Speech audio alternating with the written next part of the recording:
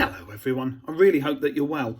It's another week, it's another Friday. You might be able to tell that because the beard has got a little bit longer, who knows.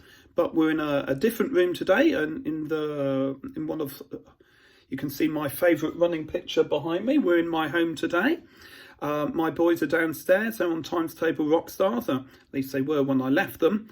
And we should say good morning in the usual way. I think you've all learnt that by now. So good morning, Liscard, Hillfort. Good morning, everyone. Really hope that you're well. Really hope that you're keeping out of mischief, keeping yourselves occupied, and at least doing some of the home learning that we've been putting on the website. Over 100,000 visits to our website. That's incredible. That had us in the top 10 of the country. So hopefully that is of some use to you.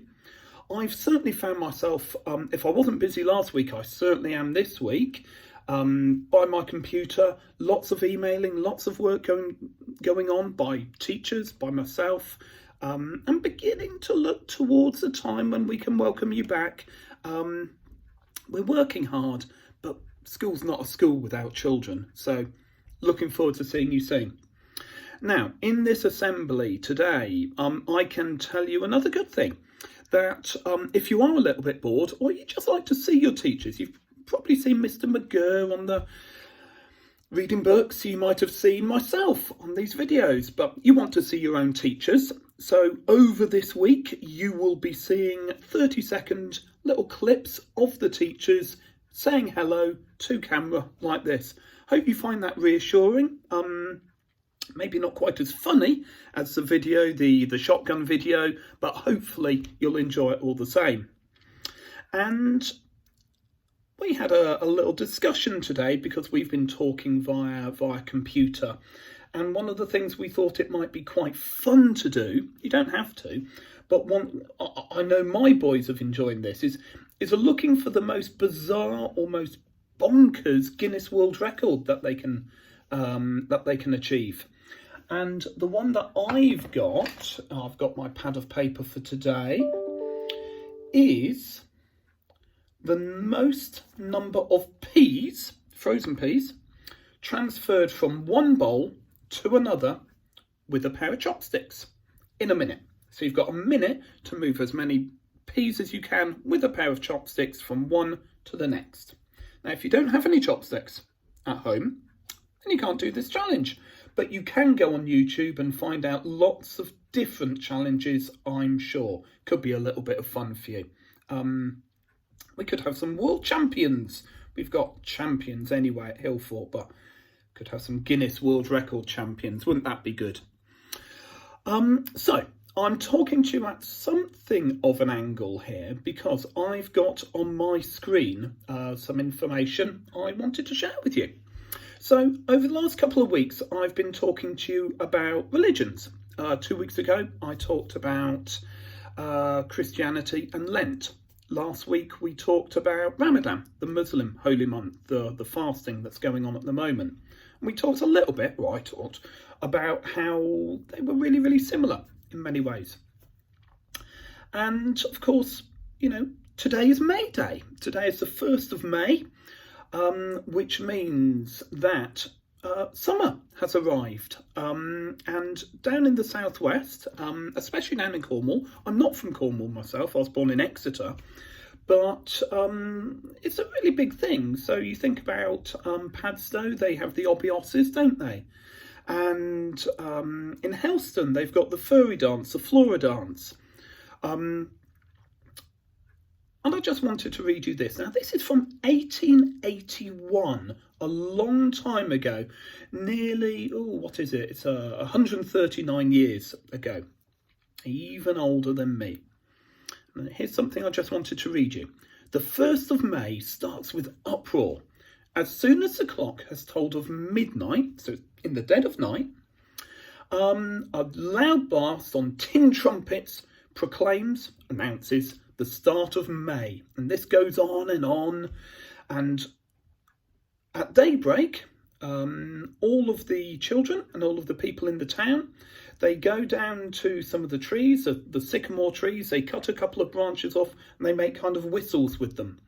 And they spend a lot of the rest of the day charging around the town with their violins and partying and having feasts and having good fun. And if I just read you this line, prepared with a number of May whistles, all the party returned to the town, the band playing, whistles blowing, and the young people singing songs. How cool must that have been? And we mustn't forget, that not only, not only do we have to be aware of what's going on around the world, we have to be really aware of what's happening in Cornwall. And I popped out to the co-op today just to get some milk, a couple of other bits. No honey left.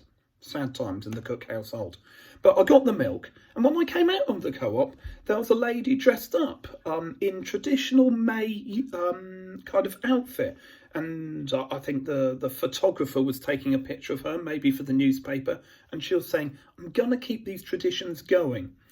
And isn't it funny how actually what I've just described, is that all that different to what people do on a Thursday night with the clapping and the banging and the beeping of car horns and all of that?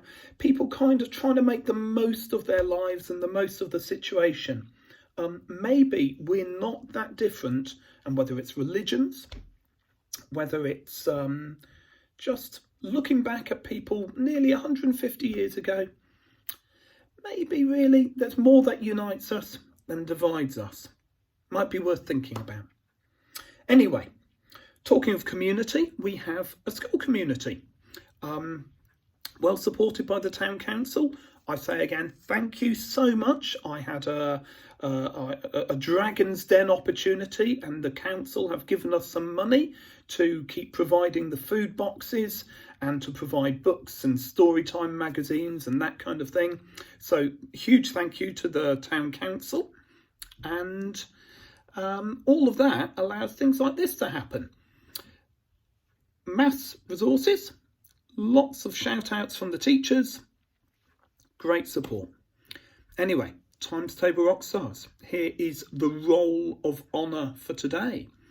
In ascending order, Maya from Mr. Williams, Evie from Mr. McGurr's, Poppy from Mr. McGurr's, Lexi from Miss Fox's, and Billy from Miss Colwell's class. A year 3 topping the list today. Well done, guys. Really well done. Huge thumbs up.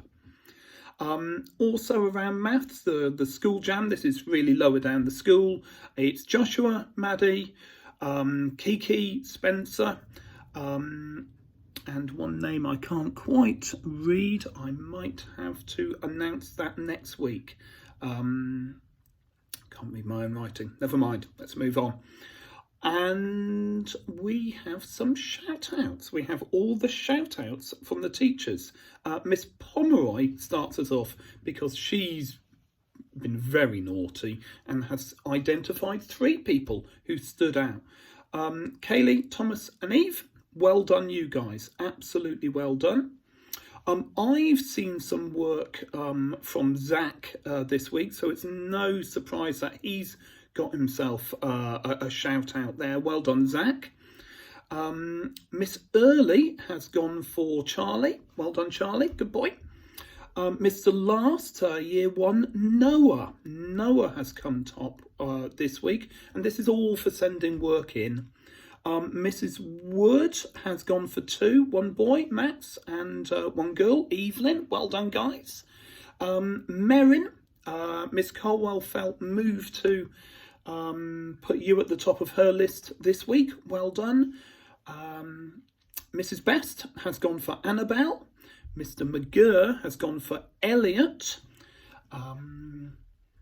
Mrs. Hoffman, she's gone for Brett. Well done, Brett. And Mrs. Kirk has gone for Daisy for a really interesting, engaging piece of writing. Miss Morrison has gone for Ethan, whereas Talitha, you are Miss Tandy's choice.